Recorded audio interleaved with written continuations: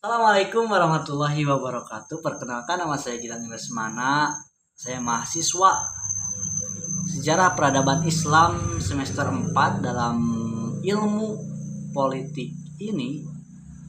Saya akan membahas mengenai tentang isu yang ataupun suatu kasus yang sedang marak dibicarakan belakangan ini, yaitu yang melibatkan salah satu mantan Menteri Perdagangan 2015-2016 yang kerap disebut dengan Tom Lembong ini. Ya, betul. Kasus Tom Lembong ini, beliau melakukan kasus korupsi gula yang mengakibatkan beliau ditahan selama 4 tahun 6 bulan oleh hakim. Diputuskan di penjara 4 tahun 6 bulan. Namun keputusan tersebut banyak mengandung kontroversial. Banyak orang yang mengatakan bahwasannya keputusan itu tidak sah karena banyak kejanggalan-kejanggalan dalam putusan hakim tersebut.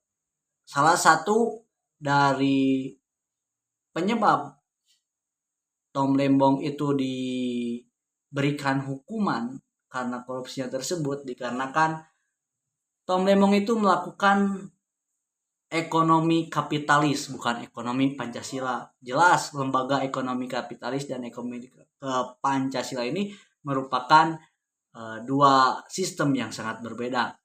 Saya akan menjelaskan mengenai ini yang harus kita bahas sekarang. Ekonomi kapitalis dan ekonomi Pancasila adalah dua sistem ekonomi yang sangat berbeda. Layaknya ekonomi kapitalis ini menekankan pada kepemilikan yang pribadi. Beda halnya dengan ekonomi Pancasila, yang mana ekonomi Pancasila itu dikuasai ataupun dimiliki oleh suatu negara. Sedangkan ekonomi kapitalis itu dimiliki oleh pribadi, seperti pabriknya itu milik pribadi dan lain sebagainya. Ekonomi kapitalis itu memiliki sistem di mana alat-alat produksi seperti pabriknya, tanah, sumber daya alam sebagian besar dimiliki dan dikendalikan oleh individu dan perusahaan swasta.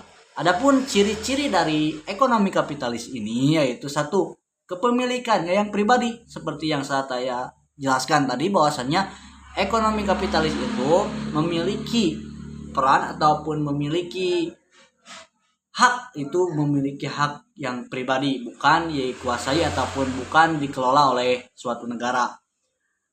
Kedua yaitu kebebasan berusaha, dan ketiga motivasi keuntungan, yang mana jelas tujuan utama dari kegiatan ekonomi kapitalis ini yaitu mencarinya keuntungan yang akan berdampak dan berbeda dengan ekonomi Pancasila. Salah satu contoh yang ada di Indonesia mengenai ekonomi kapitalis yaitu ketika kita melihat PT Freeport Indonesia.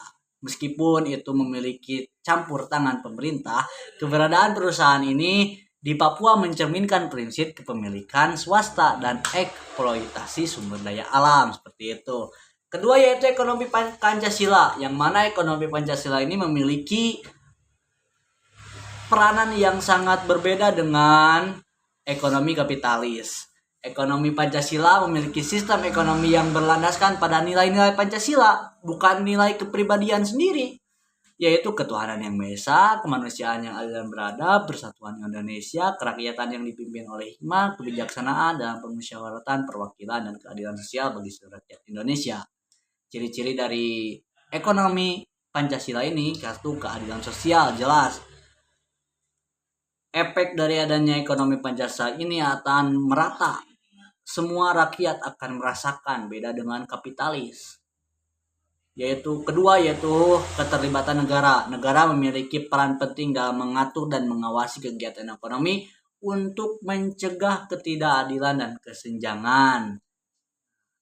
Contoh dari ekonomi Pancasila ini seperti program koperasi. Contoh badan usaha yang mencerminkan semangat gotong royong dan kebersamaan dalam ekonomi Pancasila.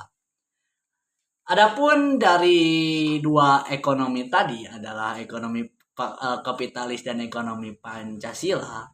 akan sangat berdampak. Yang mana ketika kita melakukan ekonomi kapitalis, berarti kita akan efek dari kita melakukan ekonomi kapitalis, yaitu yang kaya semakin kaya dan yang miskin semakin miskin. Beda halnya dengan ekonomi Pancasila yang akan merata, karena ketika ekonomi kapitalis dijunjung, maka seluruh hasil itu akan masuk kepada individu ataupun kepada pribadinya diri masing. Mungkin itu saja isu yang menarik pada saat ini yang sangat hangat dibicarakan. Terima kasih. Mungkin ada benarnya dan asa. Assalamualaikum warahmatullahi wabarakatuh.